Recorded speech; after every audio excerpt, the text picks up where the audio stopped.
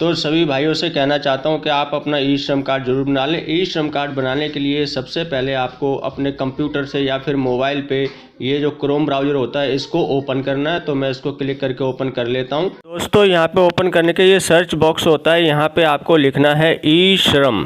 तो दोस्तों ई श्रम लिखेंगे, ई श्रम लिखने के बाद इस पर हम क्लिक करके इसको सर्च करें। दोस्तों जैसे हम सर्च करेंगे हमारे पास सामने ये ई श्रम की ऑफिशियल वेबसाइट का लिंक आ जाएगा। ये ऊपर लिखा है ई श्रम सेल्फ रजिस्ट्रेशन, नीचे लिखा है ई श्रम होम। तो इन दोनों पे किसी पे भी क्लिक करके आप कर सकते हो। मैं ई श्रम होम पे क्लिक कर देता हूँ।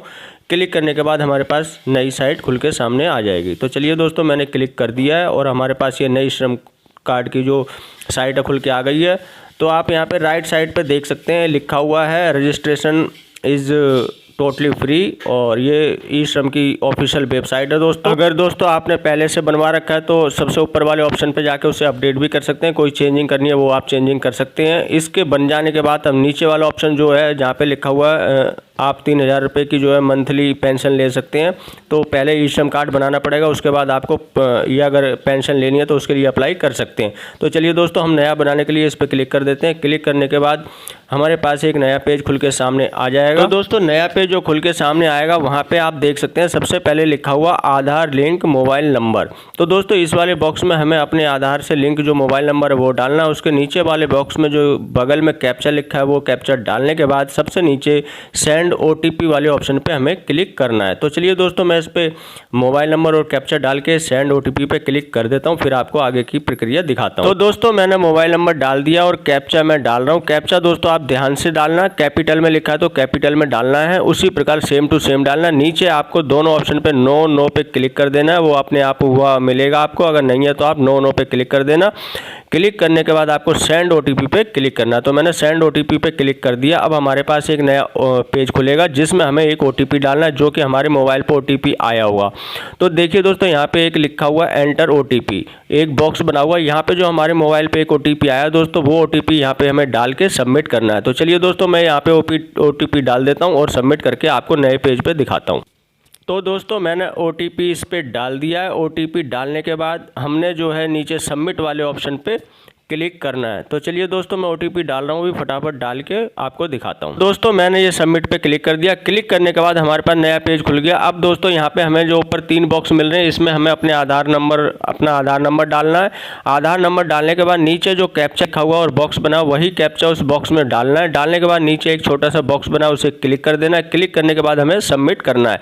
तो दोस्तों हमारे पास एक और OTP आएगा, वो OTP हमें नए पेज पर डालना होगा। चलिए दोस्तों पहले मैं अपना आधार नंबर और ये कैप्चा डाल के ये सारा कुछ करके सबमिट कर देता हूं, उसके बाद आपको नया पेज दिखाता हूं। तो दोस्तों मैंने आधार नंबर और कैप्चा डाल दिया, मैंने सबमिट पे क्लिक कर दिया। अब हमारे पास एक नया पेज खुल जाएगा जिसमें हमें OTP डालना है। तो दोस्तों हमारे पास एक नया पेज खुल गया है जिसमें हमें OTP डालना है। हमारे मोबाइल पे एक और OTP आया होगा, वो OTP यहाँ पे डाल के हमें सबमिट कर देना है। तो चलिए दोस्तों OTP डाल देता हूँ, फिर सबमिट करके नया पेज क्या आएगा वो दिखाता हूँ आपको। तो दोस्तों नए पेज पे हमें जो हमने अपने आधार कार्ड का नंबर डाला था उसके हिसाब से जो भी डिटेल उनके पास मौजूद थी सरकार के पास वो सारी आ चुकी है। हमारी फ़ोटो आ चुकी है, हमारा नाम, डेट ऑफ बर्थ सारा कुछ आ चुका है। अब इस पेज पे हमें कुछ नहीं करना है, कंटिन्यू एंड इस पर सेव वाले पे अदर डिटेल डालनी है, हमें इस पर क्लिक कर देना। क्लिक करने के बाद अब हमारे पास जो है यहाँ पे जो चीज़ें डालनी है वो मैं आपको बता देता हूँ। तो सबसे ऊपर आपको डालना है अपना रजिस्टर्ड मोबाइल नंबर, वो हमारा डला हुआ आएगा। उसके बाद इमरजेंसी नंबर है एक, अगर आपके पास दूसरा नंबर तो आप यहाँ पे डाल सकते हैं।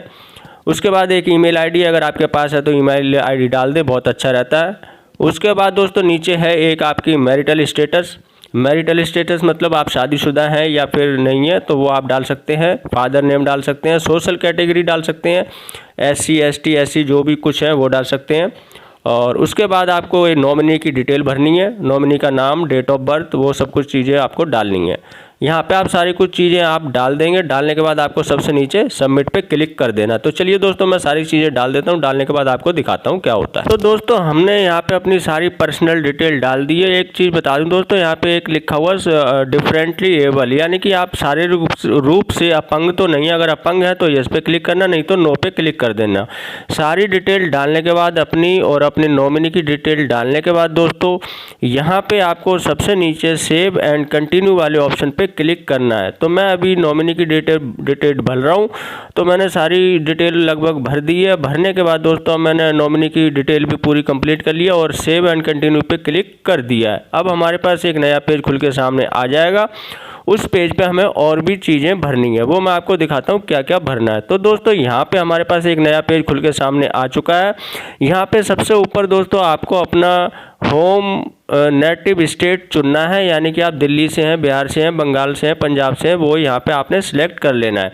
उसके बाद आपको नेटिव डिस्ट्रिक्ट चुनना है, आप कौन से ज़िले से हैं, उस शहर के, उस राज्य के, वो आपको यहाँ पे चुनना है। ठीक है दोस्तों, ये चुनने के बाद आपको कोई स्पेसिफिक आईडी है स्टेट की तो आप लिख सकते हैं, अन्यथा इसे छोड़ सकते हैं। जो स्टार बना हुआ है रेड कलर का जिस पे, वही आपको भरने हैं, बाकी चीज़ों को आप छोड़ भी सकते हैं।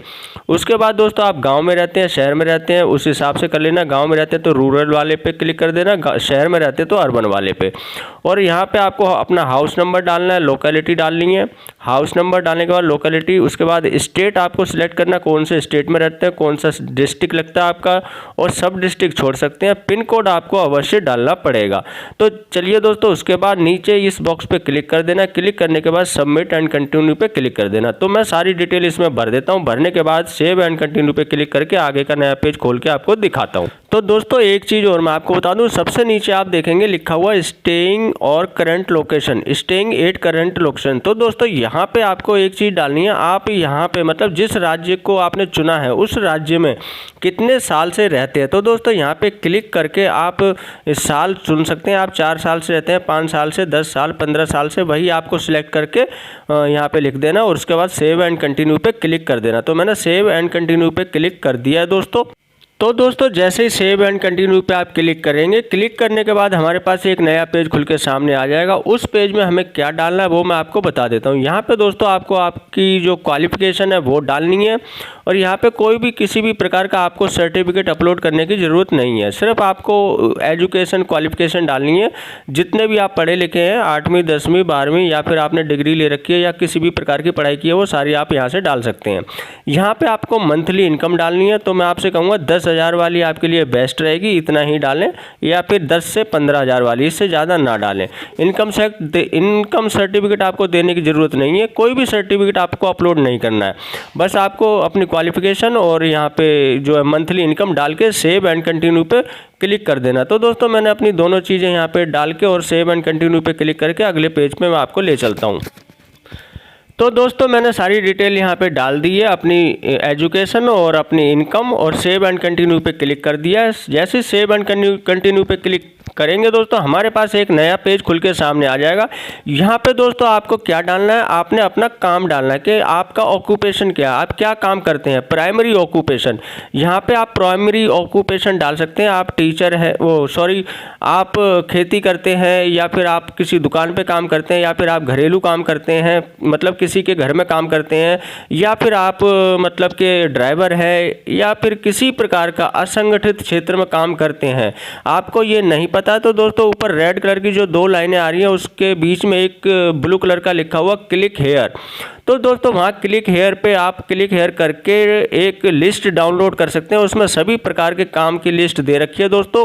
वहाँ से आप देख के आप क्या काम करते हैं और करने के बाद वो डिटेल डालने के बाद आपको सबसे नीचे सेव एंड कंटिन्यू पे क्लिक करना है। तो दोस्तों जिसका मैं ये बना रहा हूँ ई श्रम कार्ड, वो एक शॉप पे काम करते हैं, तो शॉप असिस्टेंट का मैंने यहाँ पे डाल दिया। आप ये ऊपर क्लिक हेयर पे क्लिक करके बहुत सारे काम इसमें ऐसे हैं जो आप इसमें ई श्रम कार्ड बनाने में आप ले सकते हैं। पूरी लिस्ट है, आप वहाँ पे जाके काम देख सकते हैं, सभी प्रकार के काम। आपका कोई ईएसआई कार्ड ना बना हो तो मैंने डाल दिया। सेव एंड कंटिन्यू पे क्लिक कर रहा हूँ दोस्तों। अब मैं आपने भी लिस्ट में देख के जो भी है सारे काम अपने उसी प्रकार के काम देख के उसमें सेम टू सेम यहाँ पे आप लिख देंगे, आपका काम हो जाएगा। अगर आपको कोई दिक्कत आए तो आप मुझसे कमेंट करके पूछ भी सकते हैं। तो चलिए दोस्तों मैं सेव एंड कंटिन्यू पे क्लिक कर देता हूँ। जैसे मैंने इस पर क्लिक किया, क्लिक करने के बाद दोस्तों अब हमारे सामने बैंक की जो है डिटेल डालने वाला ऑप्शन आ गया है। तो यहाँ पे दोस्तों आपको सबसे पहले बैंक का जो आपका अकाउंट नंबर है वो डालना है, और उसके नीचे वाले बॉक्स में वही अकाउंट नंबर दोबारा से कंफर्म अकाउंट नंबर वाले ऑप्शन में डाल देना है। तो 2 बार आप अपना बैंक का अकाउंट नंबर डालेंगे, उसके बाद नीचे अकाउंट होल्डर का नाम डालेंगे, किसके नाम पे अकाउंट है वो डालेंगे, और नीचे IFSC कोड डाल देंगे, बैंक का नाम डाल देंगे, बैंक की ब्रांच का नेम डाल देंगे कि आपकी ब्रांच कहाँ पे है। ये सब कुछ डालने के बाद सेव एंड कंटिन्यू पे क्लिक कर देंगे। तो चलिए दोस्तों, मैं यहाँ पे सारी डिटेल डाल देता हूँ, उसके बाद आपको दिखाता हूँ। तो दोस्तों, मैंने सारी डिटेल अपनी बैंक की यहाँ पे भर दी है और सेव एंड कंटिन्यू पे मैं क्लिक कर रहा हूँ। तो जैसे ही इस पे हम क्लिक करेंगे, क्लिक करने के बाद अब हमारे पास एक नया पेज खुल के सामने आ जाएगा, जिसमें कि हमारा नाम, एड्रेस, डेट ऑफ बर्थ सब कुछ हमें दिखाई देने लगेगा। तो दोस्तों, ये पूरी डिटेल आप चेक कर लेना। चेक करने के बाद इसमें आपको क्या करना है, सबसे नीचे एक छोटा सा बॉक्स बना, उस पर क्लिक कर देना और उसे सबमिट कर देना। अगर उससे पहले आप इसका प्रिंट आउट लेना चाहते हैं तो दोस्तों, प्रिंट आउट का ऑप्शन दे रखा है ऊपर राइट हैंड पे कॉर्नर पे, प्रिंट आउट लिखा हुआ है, वहाँ से आप प्रिंट आउट ले सकते हैं। वैसे इसकी कोई खास ज़रूरत नहीं है, लेना चाहे तो आप ले सकते हैं। चलिए दोस्तों, यहाँ पे मैंने क्लिक कर दिया। क्लिक करने के बाद दोस्तों यहाँ पे सबमिट करना, लेकिन मैं सोच रहा हूँ चलो इसका प्रिंट ले लेता हूँ। तो चलिए यहाँ पे प्रिंट वाले ऑप्शन पे मैंने क्लिक कर दिया। जैसे हम इस पर क्लिक करेंगे तो ये हमारे पास प्रिंट करने का ऑप्शन मिल जाएगा। तो प्रिंटर मेरे पास नहीं है, तो यहाँ पे PDF में ये प्रिंट होकर हमारे कंप्यूटर में सेव हो जाएगा। तो मैंने ये सेव कर लिया दोस्तों, और इसके बाद रिलोड वाले ऑप्शन पर हम क्लिक कर देंगे तो हम वहीं पर दोबारा से पहुँच जाएंगे। तो पहले ये हमारी फाइल सेव होगी, तो मैं अभी सेव कर रहा हूँ। ये हमारे फाइल पहले से ही फाइल है, तो ये दोबारा कह रहा है यस, मैंने कर दिया और ये सेव हो गई। रिलोड पे मैं फिर से क्लिक कर दूंगा, ये मैंने क्लिक कर दिया। हमारे पास वही वाला पेज दोबारा से आ जाएगा जहाँ पे हम थे। ये देखिए दोस्तों, हमारे पास फिर से वही पेज आ चुका है। अब हमें यहाँ पे सारी कुछ चीज़ें हैं वो चेक कर लेंगे। चेक करने के बाद हमें यहाँ पे क्लिक कर देना है। क्लिक करने के बाद हमें सबमिट पे क्लिक कर देना। तो मैंने सबमिट पे क्लिक कर दिया।